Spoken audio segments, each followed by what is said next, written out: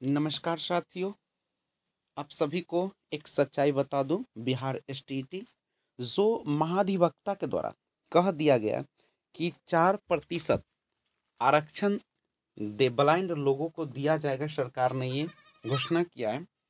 तो यह पहली बार नहीं है, इससे पहले भी ये बातें बहुतों बार कहा गया है और अभी तक लेकिन लिखित नहीं दिया जाता है और ये हम लोगों को एक सरकार की चाल में फंसाया जाता है।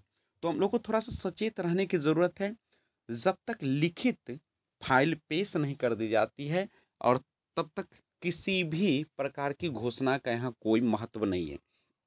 तब थोड़ा सा ये हो सकता है कि हम लोग जो ट्विटर कैंपेन चला रहे हैं, हस्ताक्षर अभियान चला रहे हैं और जो ईमेल कैंपेन चलाने वाले हैं, उन पर रोक लगाने के लिए एक कह सकते हैं कि एक सरकार की चाल हो सकती है। हम लोगों को थोड़ा सा राह से भटकाने का एक कदम हो सकता है। लेकिन हम लोगों ने गर्दनी बाग में जिस प्रकार से लाठीचार्ज और एक लुभावनी घोषणा की गई थी और कोई फायदा नहीं हुआ और रोक दी गई थी उसको, तो उस प्रकार से इस बार नहीं करना। इस बार हम लोगों को नियुक्ति लेनी है, चाहे जो हो जाए।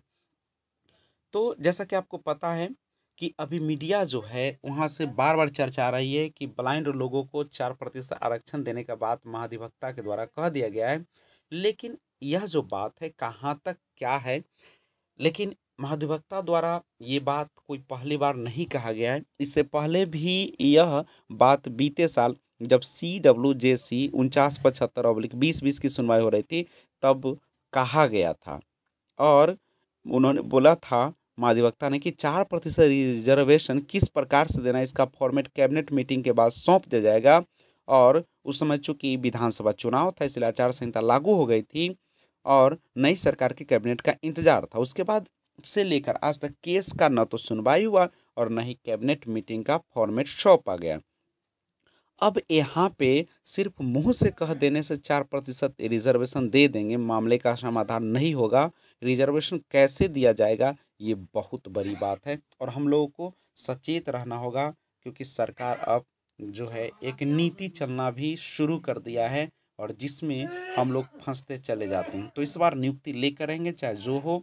और हम ट्विटर कैंपेन अभियान है, हस्ताक्षर अभियान है या ईमेल कैंपेन, इसमें से किसी को भी हम लोग छोड़ने वाले नहीं है। तो तैयार हो जाइए और इस सरकार की नीति के चाल में हम लोगों को बाहर आना है और इस बार बहाली पूर्ण करवा के ही छोड़ना है। तो वीडियो अच्छा लगा है लाइक शेयर कमेंट कीजिएगा और सब्सक्राइब जरूर कर दीजिएगा। Thanks for watching.